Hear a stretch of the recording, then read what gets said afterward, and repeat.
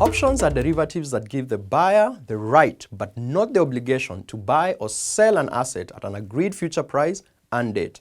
Options are used to manage the risk-return trade-off from a particular exposure or position.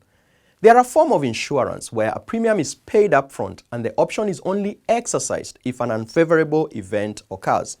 If the risk being hedged by an option is interest rate exposures, the underlying asset or financial instrument is the floating interest rate itself. As an example, the bank bill swap rate.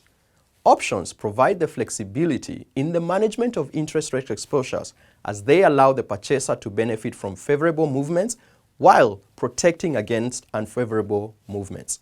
For this flexibility, the option buyer pays the option seller an upfront premium, which reflects the price of that option. Abort interest rate call option or CAP provides the right to borrow at the strike rate. This is useful for organizations planning to borrow in the future to hedge against unfavorable or upward movement in floating interest rates. The formula of a payoff for a bought or long CAP is as follows. This means that the call option payoff is the maximum of the BBSW rate less the CAP rate, or 0. That is, the payoff cannot be less than 0. The formula for calculating the profit from the bought or long CAP is as follows. This formula can be interpreted as the payoff from the long CAP less the CAP premium paid. A bought interest rate put option or floor provides the right to invest at the strike rate. This is useful for organizations planning to invest in the future to hedge against unfavorable or downward movements in floating interest rates. The formula for the payoff for a bought or long floor is as follows. This means that the put option payoff is the maximum of the floor rate less the BBSW, or 0. That is, the payoff cannot be less than 0. The formula for calculating the profit from the bought or long floor is as shown in the formula.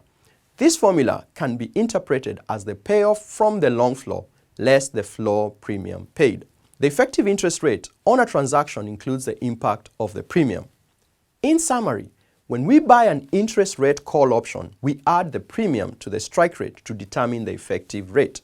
That is, a borrower pays a little more than the strike rate when calculating the effective borrowing rate. When we buy an interest rate put option, we subtract the premium from the strike rate to determine the effective rate. That is, an investor receives a little less than the strike rate when calculating the effective investing rate. To recap, options can be used by borrowers to protect against rising interest rates. This is achieved by buying a CAP option. Lenders can also utilize an option to hedge against a decrease in interest rates by buying a floor option. A buyer of an option will only exercise it if the payoff is greater than 0. For borrowers, this occurs when the prevailing variable interest rate is higher than the CAP rate, while for lenders, this would occur if the floor rate is higher than the prevailing variable interest rate.